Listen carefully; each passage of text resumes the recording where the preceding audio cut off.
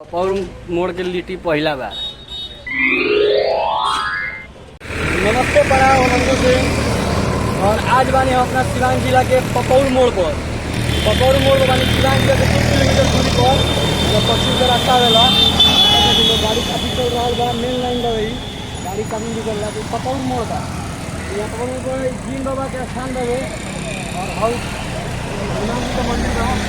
यहाँ पे ठीक सामने है, रोड से बाएँ होके सिवान से आउट तो फलक ITI पड़ी है इंटरव्यू जो अपना विदेश में तो काम कर रहा। अब हमने के काम हो गई लागल भूख लगने के बाद पूरे एरिया में खोज रहे हैं तो खाली फास्ट फूड मिलता, लिट्टी ना मिलला।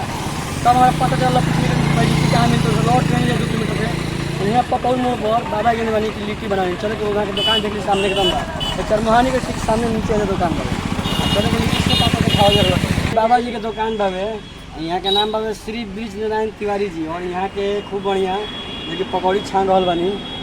और रउआ लोग अगर जे भी यहाँ इंटरव्यू मारे होता पासपोर्ट लगाया होता चाहे जब पपौर मोड़ पर जे भी होता तो रउआ लोग को लिट्टी मिल जाए। यहाँ के तेल के रख देखिए आगी में सेक के रख ले बनी मैंने गरम सेक के दे लिट्टी तैयार रही और ना तक पानी तेल में छान के दे। बाबा रउआ लिट्टी कब से कब बनाए हम बनाई ना 12 बजे के लगे। हाँ तो खाती चावल बनी बाद में भूखाई क्या बनावे नहीं लाल चाय बनाएंगे। अच्छा पकौड़ी अरे वह कैसे मन में ख्याल आई लगे खान के दी सादा दी लिट्टी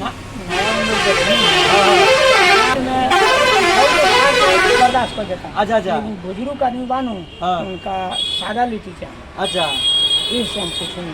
अच्छा अच्छा तो बुजुर्ग तो हम नारा नहीं हम तो नायर बनी है वो नायर नहीं तो पूछ लेंगे तो वो पानी है कि हम ना हम सेकुआ का सेक देंगे। तो बहुत बहुत धन्यवाद पूछे खातिर। तो भैया रउआ लोग के भी जे भी पपौर मोड़ का होता लिट्टी खाए के बा तो इन्हें के दुकान पे स्पेशल मिल देखिए लिट्टी सेका रहा बा और लिट्टी के टेस्ट करके रउआ लोग के देखावल जाए।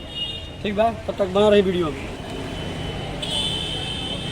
देखिए बाबा जी लिट्टी लगा दिले बनी आ लिट्टी आ गई बाबे खूब ही सुंदर बा देखे में लिट्टी। जीसू बाबू के और हमार लागल बा। अब जीसू बाबू का टेस्ट करें कैसा लगी चेक करो जीसू बाबू। जीसू बाबू देखिए उठावा रहे बड़ा लजा ले टेस्ट करते रहे। अब बाबा पानी भी रख दिले बनी।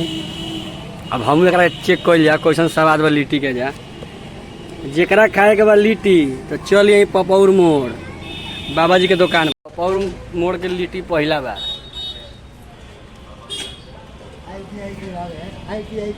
पलक ITI के पास में बा मोड़ पर जा